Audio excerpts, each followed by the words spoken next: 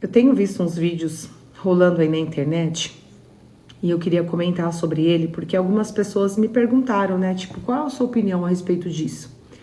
E aí eu decidi gravar um vídeo e postar aqui pra vocês a minha opinião, tá? O que eu penso a respeito disso. Estão usando o louvor dessa irmã aqui, a Juliane, ó. E aí estão colocando esse louvor, esse trecho do louvor, e estão colocando assim, realmente eu quero só ver se você não troca a presença de Deus por nada, e se você vai estar no culto à noite por conta do Jogo do Brasil, ou se você vai faltar no culto para estar assistindo o Jogo do Brasil. Gente, a minha opinião, eu espero que todos tenham maturidade suficiente para entender o que eu estou informando, né? O que eu quero transparecer aqui. Mas muitas das vezes, a gente faltar num culto para estar com a nossa família é sabedoria. Eu vou falar de mim, tá? Na segunda-feira, no Jogo do Brasil, nós estávamos reunidos em família. E ali havia pessoas que não servem a Deus. Haviam pessoas ali que estavam afastadas do caminho do Senhor. E a gente teve uma tarde muito abençoada. Nós tivemos um momento de oração. Nós tivemos um momento ali de abençoar as vidas que estavam ali presentes. Um dos amigos do meu irmão estava fazendo aniversário. A minha mãe fez um bolo para ele. A gente cantou parabéns para ele. A gente abençoou a vida dele. Foi um momento muito especial.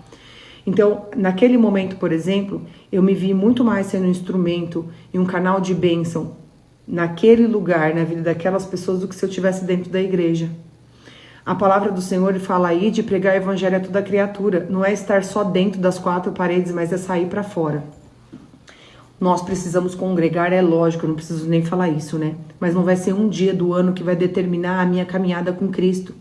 Porque o que vai definir se de fato eu sou uma pessoa que não troco Deus por nada, é a minha caminhada diária com Cristo, é os quantos nãos eu falo no dia para matar a minha vontade, a minha carne, para viver a vontade do Senhor.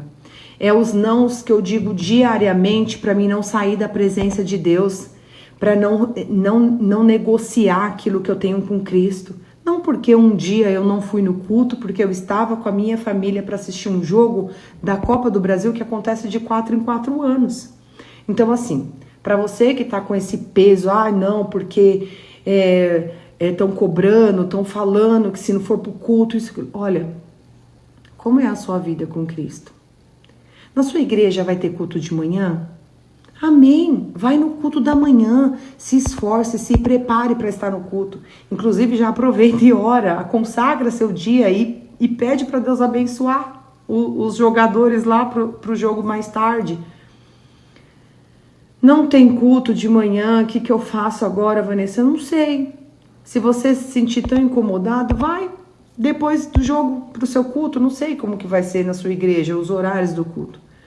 Se não der para ir, amém. Seja um canal de bênção onde você estiver.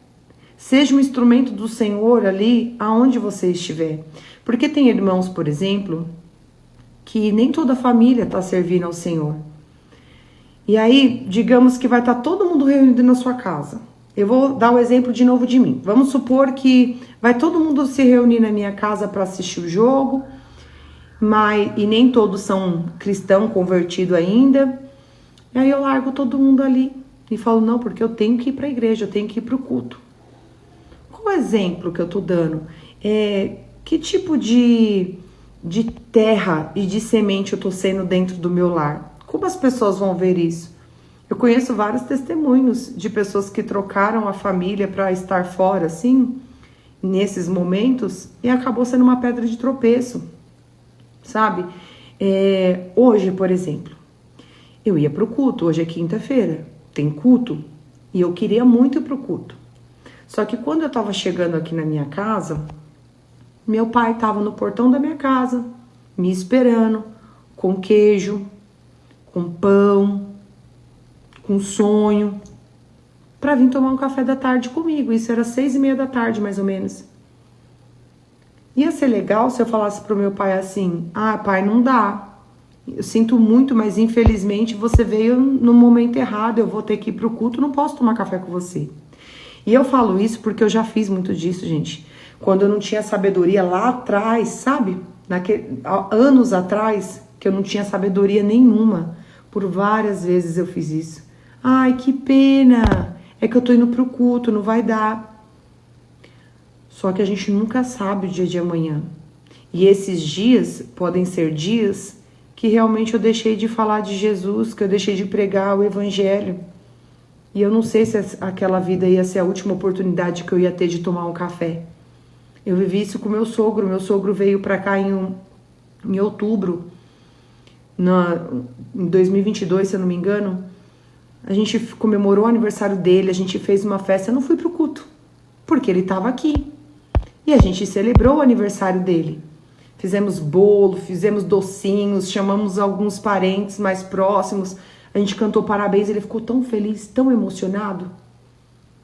E no mês seguinte, no dia 12 de novembro, a gente estava enterrando meu sogro.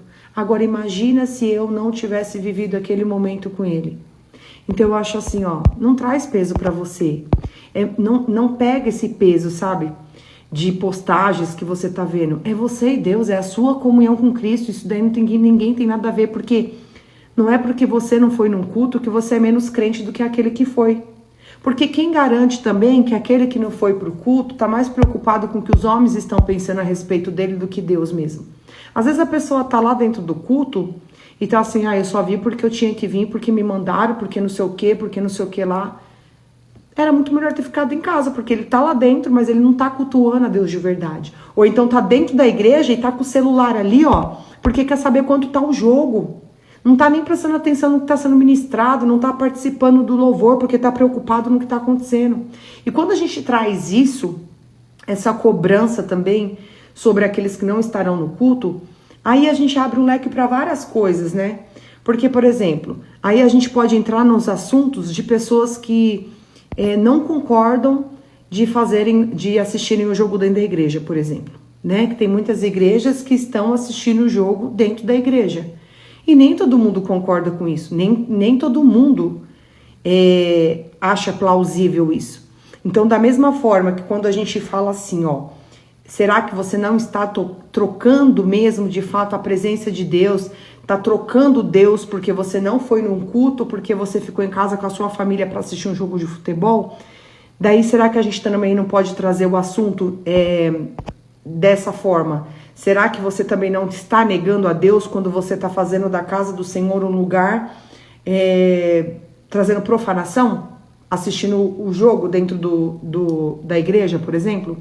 Mas tem outras pessoas que acham legal. Fala, não, acho legal porque eu posso trazer minha família, as pessoas conhecerem a igreja. Então sempre vai ter os dois lados. Sempre vai ter duas medidas, sempre vai ter vários lados, várias histórias. Então, assim como tem pessoas que podem te criticar porque você deixou de ir para o culto porque você estava com a sua família num dia do jogo, falando que você trocou a Cristo, assim também vão ter pessoas que vão estar te criticando porque você foi assistir o jogo dentro da igreja e vão te chamar de fariseu porque não concordam com isso. Então, assim, só seja um instrumento do Senhor aonde você estiver. Mostre a diferença de quem serve e de quem não serve, o comportamento, né, de você estar no meio de pessoas que às vezes da sua família que não servem a Deus, né? Tenha ali, aproveite o momento para falar de Jesus, para mostrar Jesus servindo essas pessoas, sendo exemplo na vida dessas pessoas. Agora não vai ser um culto que vai fazer diferença. E você que também vai para o culto no domingo, que você vai deixar sua família e tudo mais, amigos, não sei, para estar na igreja, não se ache mais crente do que aquele que não foi. Porque você não sabe da história, da vida, da caminhada da pessoa, né? E eu sei que muitas pessoas estarão também dentro, às vezes, da igreja assistindo, e amém também, amém, porque muitas pessoas também não têm, às vezes, familiares próximos. Então aproveita dessas oportunidades para estar com os irmãos, para estar celebrando ali, porque não tem com quem celebrar, às vezes moram em outra cidade, familiares longes e tal, e a gente não pode criticar aqueles que têm familiares que moram perto. O importante é a gente se preocupar em não ser pedra de tropeço na vida de ninguém, sabe? Falar, Senhor, me usa onde eu estiver, da forma que o Senhor quiser, eu quero celebrar o Senhor, né? E sem julgo, sem peso, porque O Senhor fala em Mateus 11, do 28 ao 30. Vai lá e dá uma lida depois. O verso 28 fala assim: vinde até mim todos que estão cansados e sobrecarregados, e eu vos aliviarei. Aí já no 29, ele fala: aprendei de mim que sou manso e humilde. Então busque no Senhor o conhecimento. Busque no Senhor que ele é manso, que ele é humilde, sabe? Sabedoria do céu. E no 30, ainda fala que o fardo dele é leve e o jugo é suave. Então o Senhor ele não traz um peso grande. Nem o Senhor não quer trazer um peso para as nossas vidas, assim, um encargo que muitas vezes os fariseus querem trazer, né? Os fariseus, a gente sabe que muitas das vezes eles exigiam coisas que nem eles mesmos cumpriam e queriam exigir das pessoas, do povo. Então, assim, se preocupe com o seu relacionamento diário com Cristo. Não é um dia que vai transformar tudo aquilo que você tem com o Senhor durante anos de caminhada. Não é um culto que você deixou de ir, que é porque você não ama Cristo, que você negou a Cristo, que você... porque você não serve a Cristo. Esse louvor você não devia cantar mais, porque você canta esse louvor, mas na hora mesmo você nega a Cristo. Não. Eu digo sim para Jesus todos os dias da minha vida. Quando eu mato a minha carne. Quando eu digo não para aquilo que fere o Espírito Santo. Quando eu digo não para aquilo que me afasta da presença de Deus. Quando eu digo não para algo que vai ferir a comunhão e a aliança que eu tenho com o meu Senhor.